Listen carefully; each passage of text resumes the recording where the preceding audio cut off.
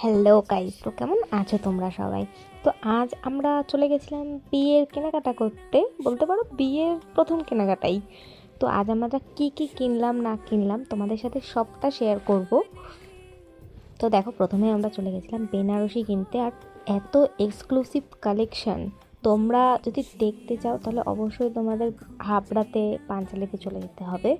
খুব দারুণ দারুণ কালেকশান দেখাচ্ছিলো। এত কালেকশান একবারে দেখে কোনটা নেব সেটা ভাবার কোনো উম, মানে ভেবে উঠতে পারছিলাম না। লাস্ট ফিনিশিং কোনটা নিয়েছিলাম সেটা যদি তোমরা জানতে চাও তাহলে অবশ্যই কমেন্ট করো, আমি তোমাদের বলে দেবো পরের ভিডিওতে।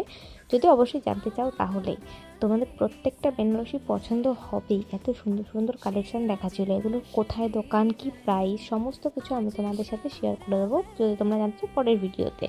তো দেখো কোন বেনারসি এখান থেকে নিয়েছি সেটা এখন আর বললাম না। এরপরে আস্তে আস্তে চলে গেছিলাম আমরা পাঞ্জাবির দোকানে, কারণ বিকজ আমাদের পাঞ্জাবিও কিনতে হতো। পাঞ্জাবি যেহেতু লাগবেই বিয়েতে, তো এখানে অনেকগুলো পাঞ্জাবি দেখিয়েছিল। তার ভেতরে আমাদের একটা এক্সক্লুসিভ কালেকশনের পাঞ্জাবি পছন্দ হয়েছিল।